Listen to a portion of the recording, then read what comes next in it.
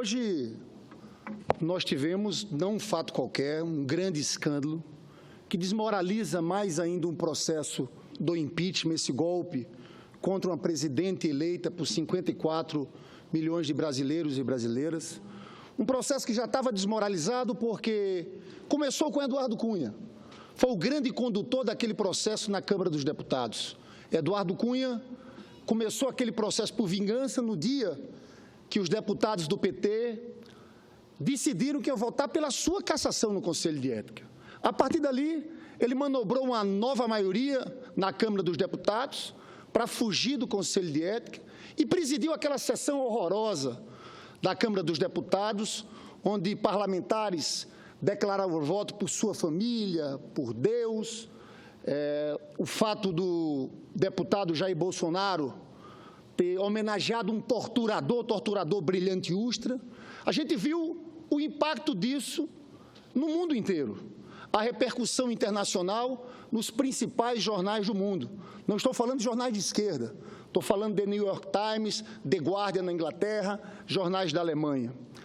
E a situação piorou aqui depois do Senado, porque, para quem estudou o assunto, fica claro que não há crime de responsabilidade. As pedaladas fiscais, no caso do Plano Safra, e os 6 decretos de créditos suplementares, são argumentos que surgiram sem base e sustentação jurídica alguma. E aí veio o governo interino do presidente Michel Temer, que montou um ministério de homens brancos, ricos, sem mulher, sem negros, sem diversidade, acabando com pastas importantíssimas. Não foi só a cultura, desenvolvimento agrário, colocando a previdência social atrelada à fazenda, ciência e tecnologia. E agora, esse fato que eu volto a dizer aqui, é um escândalo, porque eu acho que nós estamos desnudando para o mundo e para o Brasil, para a sociedade, o que estava por trás do golpe. Eu sempre falei nessa tribuna que o velho PMDB estava se aproveitando de manifestações legítimas do povo contra o governo para assaltar o poder. E a gente via aqui nos bastidores que a discussão do impeachment não era pedaladas fiscais, era outra. A gente sabia aqui que tinha um bocado de gente que estava achando que se mudasse o governo, podia ter uma outra coalizão de forças e você podia perder força das investigações da Lava Jato. Mas isso eram teses que nós defendíamos aqui. Só que agora não, senador Cristóvão, está na boca do maior condutor do impeachment aqui do Senado Federal. O atual ministro do Planejamento, Romero Jucá, era presidente em exercício do PMDB. Todos que conhecem aqui o Senado sabem que foi a peça mais importante nas articulações, na conversa 1 a 1 com os senadores. Eu posso resumir dizendo o seguinte: os grandes condutores na Câmara, Eduardo Cunha. No Senado Federal, foi Romero Jucá, que eu volto a dizer, era presidente em exercício do PMDB. Quantas reuniões nós vimos aqui nesse Senado Federal, nessas cadeiras, conversas, articulações para convencer senadores a votar a favor do impeachment. Eu sei que todo mundo já sabe, mas eu quero ler aqui alguns trechos da conversa, alguns pequenos trechos, que eu acho que são mais relevantes. Primeiro, diz Jucá, para o ex-senador Sérgio Machado, que inclusive foi senador pelo PSDB, diz: você tem que ver com o seu advogado, como é que a gente pode ajudar, tem que ser política, advogado não encontra, está inaudível, se é político, como é a política? Tem que resolver, aí tem um palavrão, esse negócio, tem que mudar o governo para estancar essa sangria. Aí continua o ex-senador Sérgio Machado: rapaz, a solução mais fácil era botar o Michel. Vocês vejam que eles estão discutindo aqui, Lava Jato. O ex-senador Sérgio Machado diz: a solução mais fácil era botar o Michel. O Jucá diz: só o Renan que está contra esse negócio, porque não gosta do Michel, porque Michel é Eduardo Cunha. Finalmente, alguém reconhece que Michel é Eduardo Cunha, porque Eduardo Cunha está mandando sim nesse governo. Ele nomeou o ministro da Justiça, esse Alexandre de Moraes, que alguns pensam que foi o Alckmin, porque era secretário de Segurança do Alckmin. Mas sabe por que ele foi nomeado por Eduardo Cunha? Porque foi seu advogado particular. Mas ele não nomeou só esse. Ele nomeou o líder do governo na Câmara, contra, segundo os jornais, a posição majoritária no entorno de Michel Temer. Ele impôs o líder. Tem mais, indicou o segundo homem da AGU, indicou o secretário de Assuntos Jurídicos da Casa Civil. Tudo que tem a ver com justiça passa por Eduardo Cunha. E está aqui, no Jucá, dizendo, só o Renan que está contra esse negócio. Ele não fala esse negócio, ele fala um palavrão. Porque não gosta do Michel, porque Michel é Eduardo Cunha. Aí continua. É um acordo, diz Sérgio Machado, é um acordo. Botaram o Michel num grande acordo nacional. O que diz Jucá? Com o Supremo, com tudo. Um acordo com o Supremo. Olha que coisa gravíssima, senador Capiberibe. Aí Sérgio Machado diz, com tudo. Aí parava tudo. Aí conclui o senador Romero Jucá. Delimitava onde está. Pronto. Mas continua, tem hora que ele fala do PSDB. E o ex-senador Sérgio Machado diz, o Aécio, rapaz, o Aécio não tem condição, a gente sabe disso. Quem que não sabe? Quem não conhece o esquema do Aécio? Eu que participei da campanha do PSDB, acho que o senador Aécio tem que entrar com alguma representação para se defender. Que esquema é esse? Que fala aqui? Aí o Jucá diz, a gente viveu tudo. Aí continua. Isso aqui é gravíssimo. Eu espero, senador, que o Supremo vai reagir a isso. Ou o senador Romero Jucá vai ter que citar quem falou isso. Que ele diz o seguinte, em voz baixa, ele falando, sussurrando, conversei ontem com alguns ministros do Supremo. Os caras dizem, só tem condições sem ela. Enquanto ela estiver ali, a imprensa, os caras querem tirar ela. Também uma palavra, esse negócio não vai parar nunca. Entendeu? Então, estou conversando também com generais, comandantes militares, e fala isso. Isso aqui não é qualquer coisa. Por isso que eu digo, tem muita gente falando da saída do Romero, eu acho uma boa, tem que sair, mas não é só Romero. Tem que sair o governo ilegítimo de Michel Temer. Não tem legitimidade. Foi fruto de um golpe. Vai entrar para a história assim, não tem jeito. As pessoas vão ver. Nesse julgamento, senador Cristóvão, e Vossa Excelência teve uma posição, disse, olha, estou votando a favor da admissibilidade. Eu quero e vou analisar com muito rigor o julgamento. No julgamento, senador Capiberibe, a gente vai estar trazendo aqui já comitivas de juristas do mundo inteiro. Tem gente da Alemanha, de Portugal, da Espanha, para acompanhar.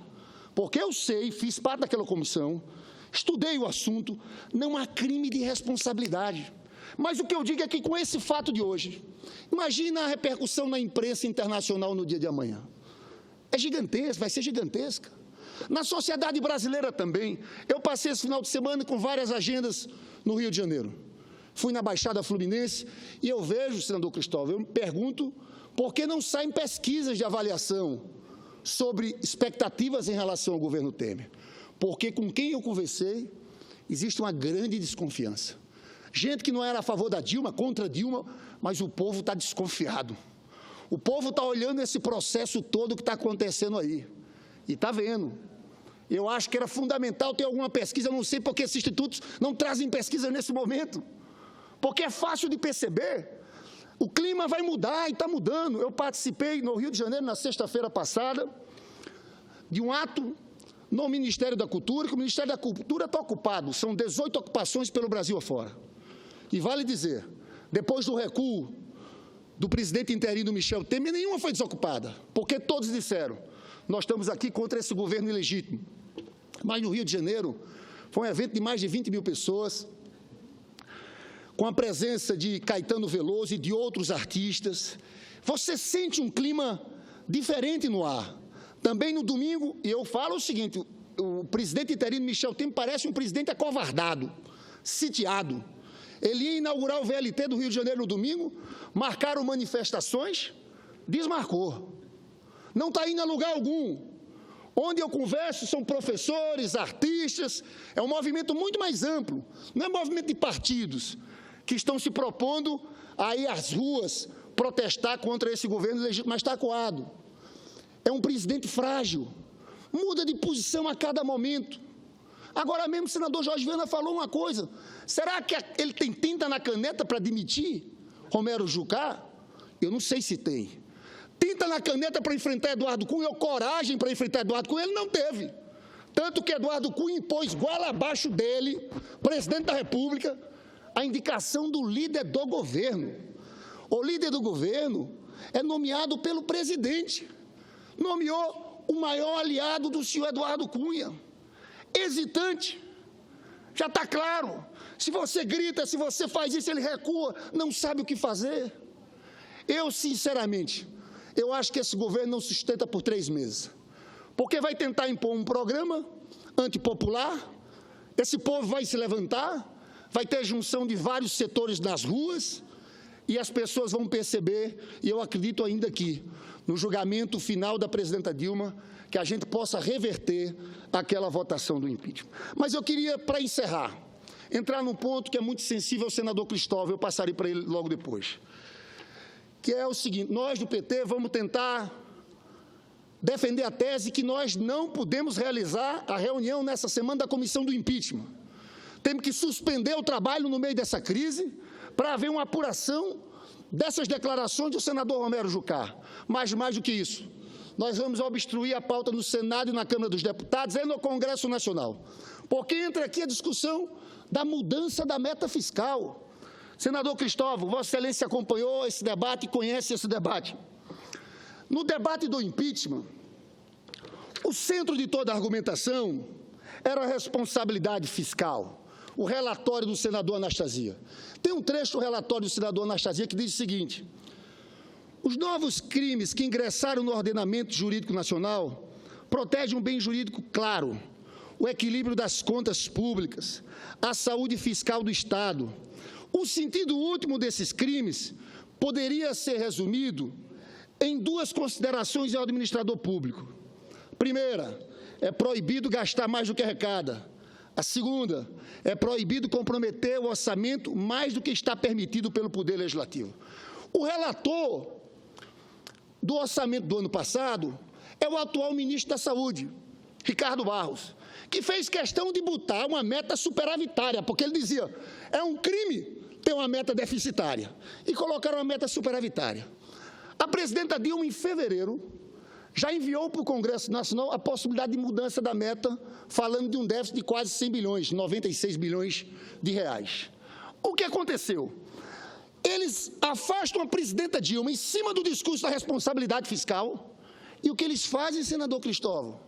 Na semana depois, eles esquecem esse discurso e fazem uma mudança da meta, aumentando para 170 bi, aumentando gastos. Tentam jogar a culpa na Dilma. Aí eu falo, sabe qual é o déficit desses 3 meses, janeiro, fevereiro e março? 15 bi. Mês de abril sempre é um mês bom, tem ajuste de imposto de renda. Se for ruim, vai chegar a 20 bi, 4 meses. Os outros 150 são eles. E estão colocando esses 150, senador Cristóvão, sabe como? A Dilma tinha contingenciado 43 bi. Eles estão descontingenciando 21 bi. Estão ampliando gasto em despesas obrigatórias. Então é de um cinismo total. Para mim, nós não podemos votar. Quem fez isso foi o senador Romero Jucá, atual ministro do Planejamento. Para mim, pode estar aí, nisso aqui, um pouco da conta do impeachment, porque aonde são esses gastos mais? A Dilma, quando fez isso, fez para ampliar gasto social. Aqui não. Aqui é para fazer negociação com o governador do Estado, com emendas de parlamentares, e algumas empreiteiras ganham muito. Nós precisamos discutir. Por que votar de afogadilho? Aí diz, não, porque senão, se nós não cumprirmos, dia 30, vai ter que ter um contingenciamento. Senador Cristóvão, a presidenta Dilma tem a mudança da meta desde fevereiro. Ela está contingenciando até agora. Diminuiu a receita, não é isso que a lei de responsabilidade fiscal diz? Corta. Eles não. E eu fico impressionado por parte da imprensa, porque se fosse a Dilma que tivesse ampliado o déficit para 170 bi, era um escândalo. Um escândalo. Agora eles fazem tudo bem. Eu, sinceramente, já teve gente que falou para mim que teve uma disputa do Romero Jucá com o Meirelles, não sei o que houve, Mas o fato é que eu acho que é um escândalo e essa discussão da votação da meta não pode acontecer no afogadilho no dia de amanhã. Eu passo para o senador Cristóvão, depois para a senadora Gleisi, depois para a senadora Vanessa.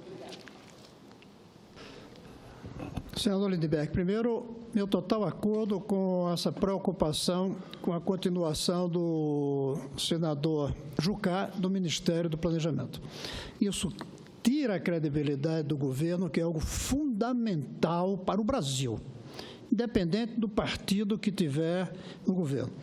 Agora, eu quero voltar a insistir que esse, sim, é o argumento correto do ponto de vista político do debate neste momento, e não essa insistência no golpe.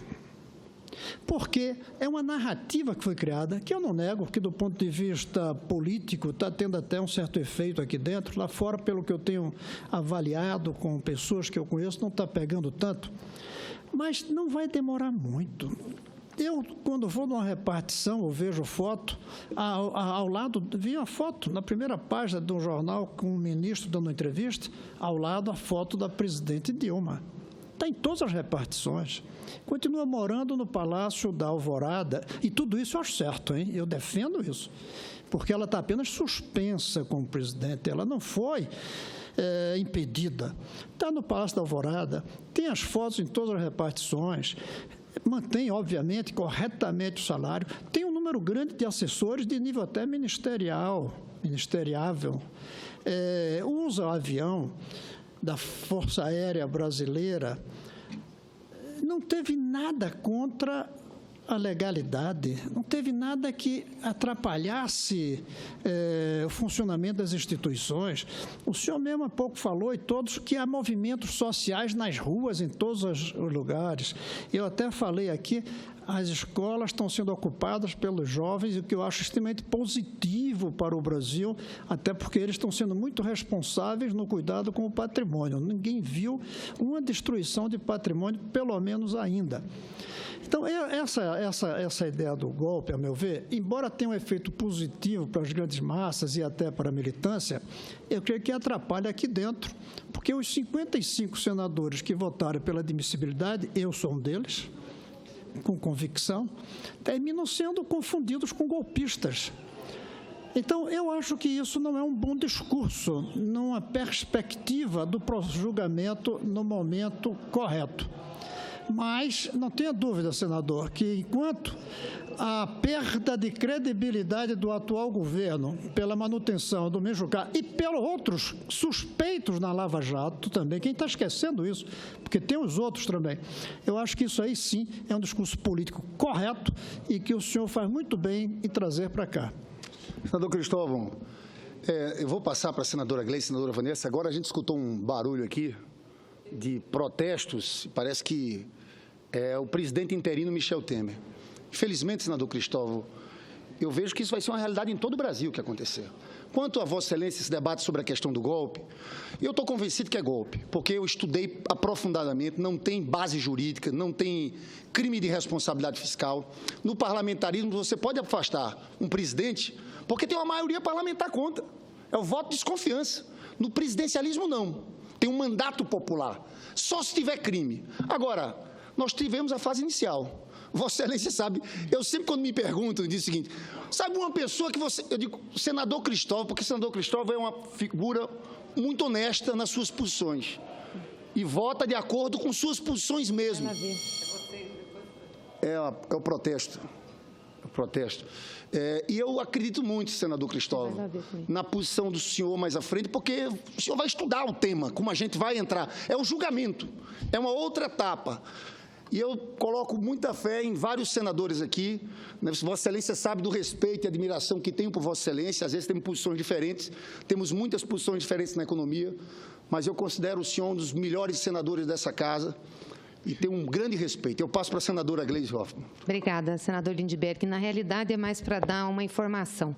Eu vim agora da presidência aqui da Casa, em que o presidente está com uma comitiva de deputados, de senadores, ministros também, à espera do presidente Michel Temer, que vem trazer exatamente a formalidade da alteração da meta, porque na sexta-feira isso já ficou público para o país, que a meta vai ser de um déficit de 170,5 bilhões de de reais. Bom, o presidente chegou agora, até Vossa Excelência falou dos apupos que o aguardavam, e o que preocupa é que isso vai entrar em votação agora na Comissão Mista de Orçamento. Às 5 horas, às 17 horas, tem sessão. O relator desse projeto, que foi o relator da meta que foi enviada pela presidenta Dilma, do déficit de 96 bilhões, que é o deputado Dagoberto, do PDT de Mato Grosso do Sul, preparou o seu parecer, deu entrada no parecer e vai fazer a mudança para 170 bilhões agora, no momento da reunião da CMO. Ou seja, nós não vamos ter condições sequer de avaliar por que estão fazendo um redimensionamento da receita.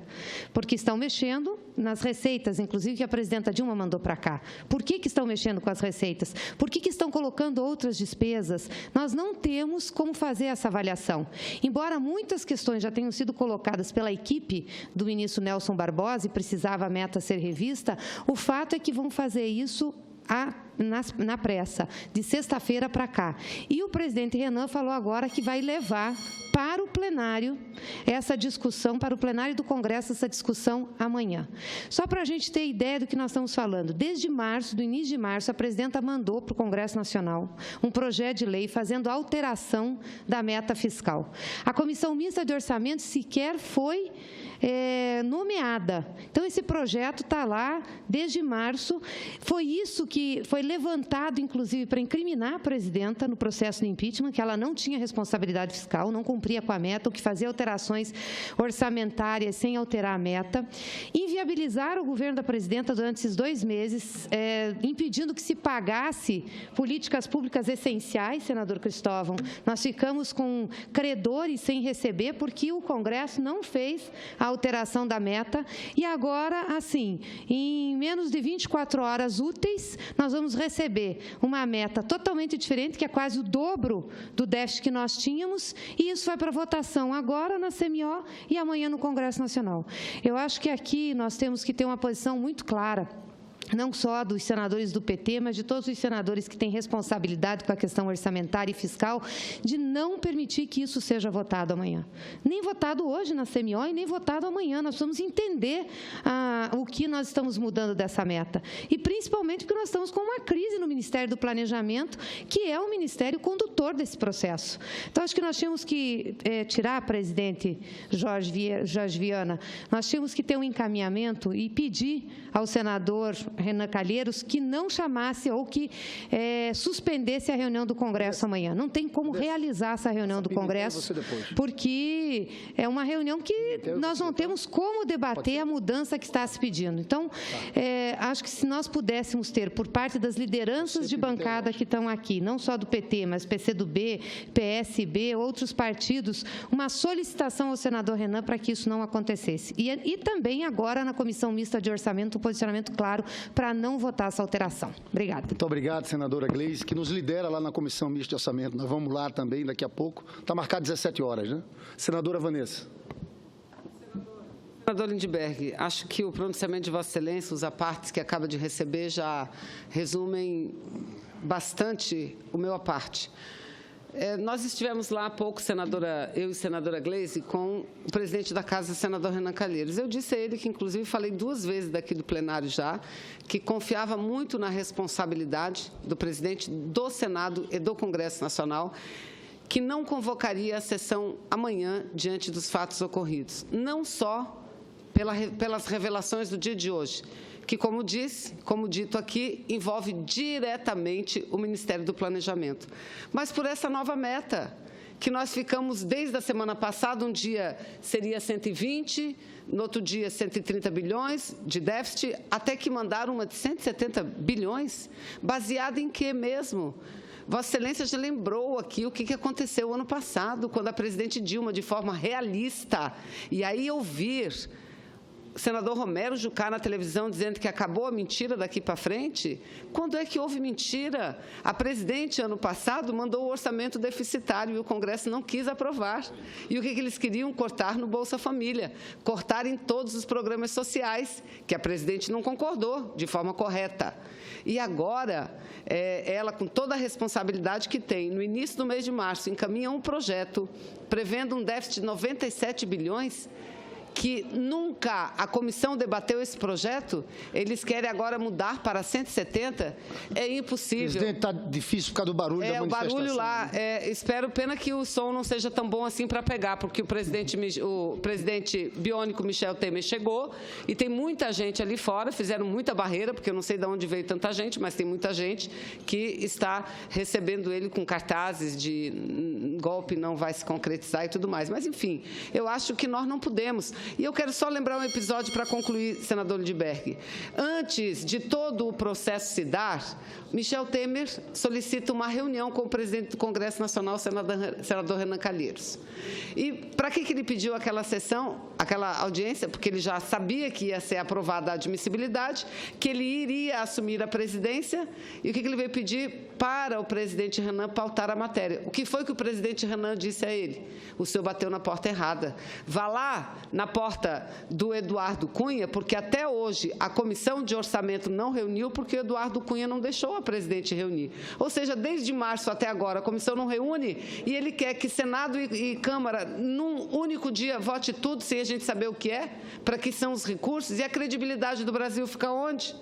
Não é? Então, acho que a gente precisa continuar insistindo com o presidente do Congresso, Renan Calheiros. São dois fatores, dois elementos que não nos permitem que amanhã votemos essa matéria. E parabéns pelo pronunciamento, senador Lindbergh. Ô, senadora Vanessa, eu que agradeço. Nós estamos nessa batalha juntos. Eu passo agora primeiro para o meu líder aqui, senador Paulo Rocha, depois o senador José Pimentel.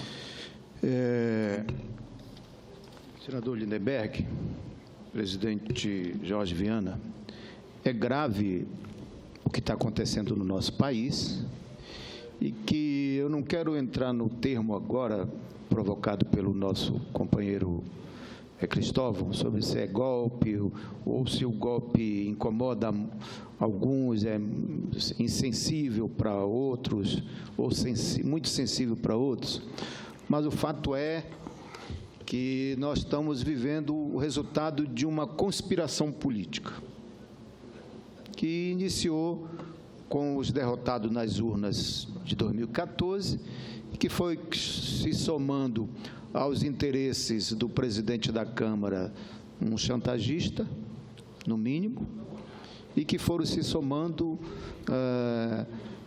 com insatisfações em relação ao modo como a presidenta tratava na política, enfim, até que se somou aos traidores e se formou essa maioria política que, ao final, golpeou não só o nosso governo, mas a democracia do nosso país. Eu acho que isso vem proveniente de um processo muito, na fala do companheiro Cristóvão, desculpa, Cristóvão, está sempre tocando nisso, porque é uma coisa que também nós nos comportamos em determinado momento, meio que uma mistura de democracia e ingenuidade. O republicanismo que nós estabelecemos no país, um certo dose de ingenuidade, nos grandes momentos de força política maior, por exemplo, no período do governo Lula, nós devemos ter feito a reforma política, ou quem sabe até reforma agrária. Nos acusam que nós somos... Nem uma reforma mais forte nós conseguimos fazer no país, não fizemos no país. Mas eu queria lembrar que eu não estou me lembrando toda a poesia aqui, mas para dar razão ao seu pronunciamento. Que lá no início da nossa iniciação na política contra a ditadura militar, dizer o seguinte, que eles chegam na primeira noite e tentam invadir o nosso jardim e a gente não diz nada. Na segunda noite, eles entram no nosso jardim, pisoteiam as nossas flores e nós não dizemos nada. Quando é na terceira noite que eles tentam entrar na nossa casa, a gente não tem mais nada o que dizer. É mais ou menos assim. Por isso, eu acho que, embora pareça forte o seu discurso, mas é fundamental que, neste momento, a gente não pode pecar nem pela omissão, muito menos para poder estar resistindo aqui a este processo. Muito obrigado, senador Paulo Rocha. Vossa Excelência citou um trecho de uma poesia de Bertolt Brecht. Eu passo para o Zé Pimentel, nosso Sempre líder Zé Pimentel. Eu quero, senador Lindbergh, parabenizá-lo pelo pronunciamento e registrar de que esse processo do impedimento da senhora presidenta da República inicia, como Vossa Excelência sempre lembra, pela compra de um parecer por R$45 mil. Se nós analisarmos como iniciou o processo do impedimento do presidente Collor, iniciou do resultado de uma comissão parlamentar de inquérito em que identificou um conjunto de irregularidades e depois, presidente de várias entidades da sociedade civil apresenta ao Congresso Nacional o pedido de impedimento. Portanto, nascem totalmente diferenciado. Resultado de uma compra de um parecer. Em seguida, este parecer não é acolhido pelo principal jurista em que o partido que comprou o parecer queria que subscrevesse. E aí, aquela que fez o parecer foi obrigada a assinar, apresentando no dia 1º de setembro esse pedido de impedimento sem qualquer fundamento efetivamente existente. É feita uma leitura dessa apresentação numa reunião no início de outubro, dia 3 de outubro, no Rio de Janeiro, entre o presidente da Câmara, o deputado Eduardo Cunha, o líder do PSDB na Câmara, e também o líder do DEM, o deputado Rodrigo Maia. Esses 3 deputados analisam esta peça, já sabendo que não tinha embasamento legal, e solicitam um aditamento. Esse aditamento é feito e é protocolado na Câmara Federal no dia 15 de outubro, aí trazendo os 2 itens, o que trata da equalização da taxa de juros da safra agrícola de 2015 e mais os 6 decretos editados em 2015, porque a lei orçamentária autorizava. Esse processo fica nas prateleiras da Câmara Federal e o senhor Eduardo Cunha chantageando, o termo é esse, chantageando, ora o nosso partido, o Partido dos Trabalhadores, ora o PSDB. Para eles dizia de que se porventura eles não apoiassem determinadas medidas, ele não acolheria o pedido de impedimento da senhora presidenta. E para o nosso partido, condicionava: se vocês não me defenderem no Conselho de Ética, eu vou abrir o processo. Corretamente, o nosso partido decide de admitir o processo ao Conselho de Ética. Logo em seguida, no mesmo dia, no dia 4 de dezembro, nós estávamos votando o PLN 5. Aliás, já tínhamos votado o PLN 5, que alterava toda a meta fiscal. Ele resolve acolher e, a partir dali, inicia esse processo. Portanto, o pronunciamento no café da manhã, na casa do hoje ministro do Planejamento, foi feito exatamente dentro desses abusos, dessa falta de respeito ao Estado democrático de direito, e é por isso que ele usa determinadas palavras que Vossa Excelência não tem coragem nem deve pronunciá-las aqui no plenário, porque elas não são dignas de um pai de família dizer os termos em que foi utilizado naquela gravação. Parabéns pelo pronunciamento. Eu que agradeço, Vossa Excelência, senador Pimentel, e encerro o meu pronunciamento. Senador Cristóvão. Eu não gosto desse negócio de artigo 14. Não, mas Vossa Excelência então, sempre que pedir. Alegado, mas de Vossa qualquer Excelência maneira, sempre que pedir. eu queria responder ao querido amigo senador Paulo Rocha. Olha, essa expressão de golpe, o meu medo é que se use de uma maneira tão liberal que comece a se usar também para o fato de que a presidente foi eleita com um discurso e governou com outro. Isso é golpe também? Pode ser considerado golpe, mas fica uma leviandade grande. Afinal de contas, baixou a tarifa de luz antes da eleição e aumentou logo depois. Acusou os adversários de que iam governar com os banqueiros e colocou de ministro um banqueiro. Fez desonerações fiscais altíssimas para permitir um certo consumo, que aumentou o número de votos, e depois, diante do rombo, começa a fazer medidas necessárias, por causa dos erros anteriores, de cortes. Então, termina-se podendo dizer que a presidente Dilma foi golpista. Ela deu um golpe nos eleitores. Eu prefiro não dizer isso, porque, para mim, golpe é militar.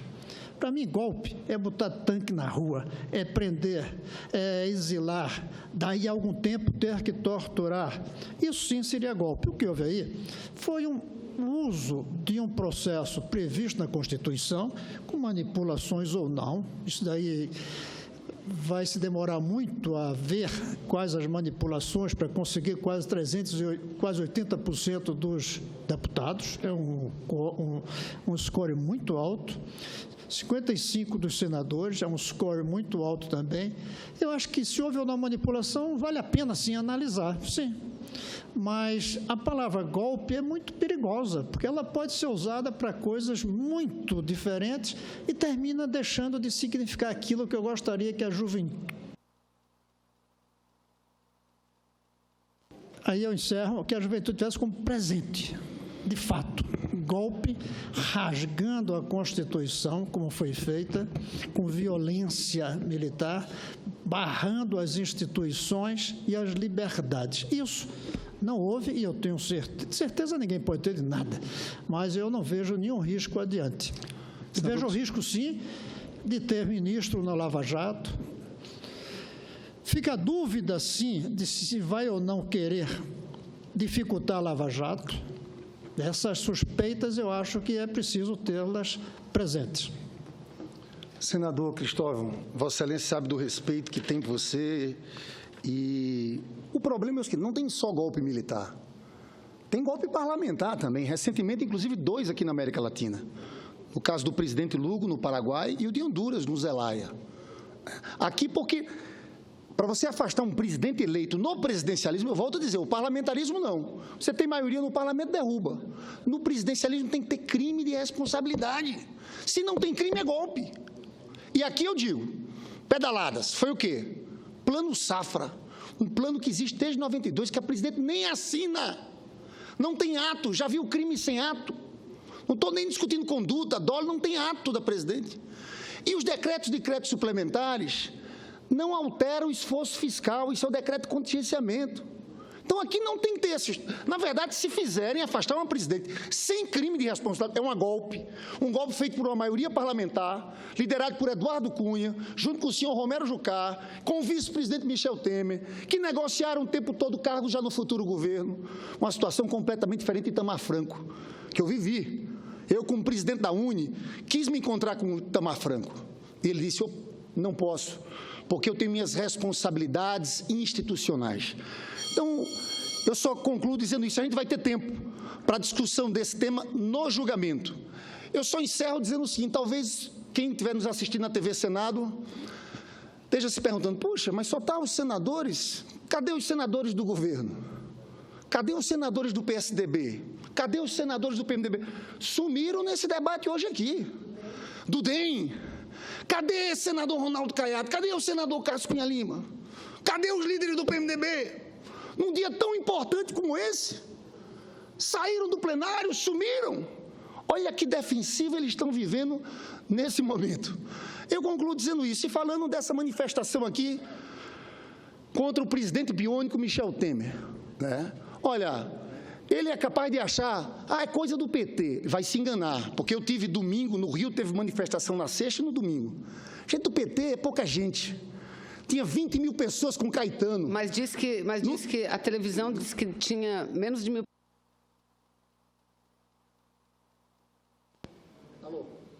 Tinha um mar de gente lá. No domingo também, uma manifestação com movimentos de moradia.